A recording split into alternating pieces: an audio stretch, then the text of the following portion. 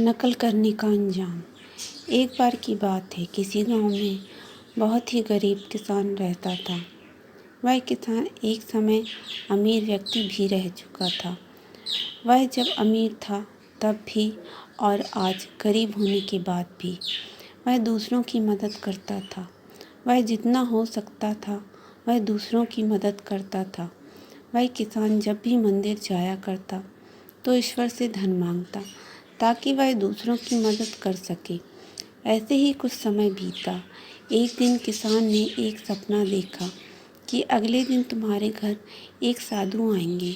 जब वह तुम्हारे घर आए तो उनके घर के अंदर आते ही उनके सर के पीछे डंडे से स्पर्श करना। डंडे से स्पर्श करते ही वह पूरी तरह से सोने के बन जाएंगे। इस तरह तुम फिर से एक अमीर आदमी बनकर दूसरों की मदद कर सकते हो। अगले दिन ऐसा ही हुआ। उस किसान के घर पर एक साधु ने दस्तक दिया। यह किसान पहले से ही डंडा लेकर तैयार था। जैसे ही वह साधु घर के अंदर आया, किसान से डंडे से उसके सिर के पीछे स्पर्श किया और वह पूरी तरह सोने के बन गए। अब यह सब कुछ एक नाई देख लिया। यह नाई किसान के घर किसान का बाल काटने आया था।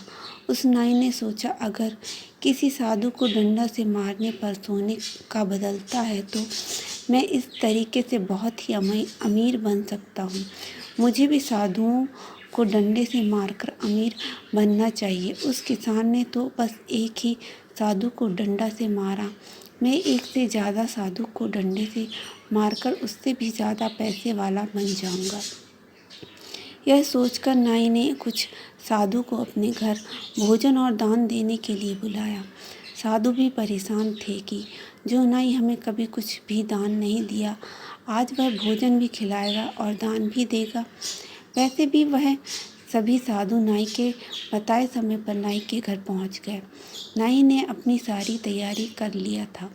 जैसे ही साधु नाई के घर की अंदर गए, नाई ने अपने घर का दरवाज़ा बंद कर दिया।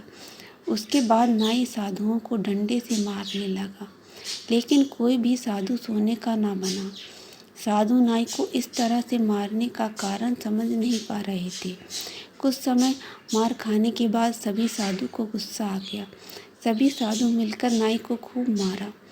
नाई को मारने के बाद वह नाई के घर से बाहर आ गए।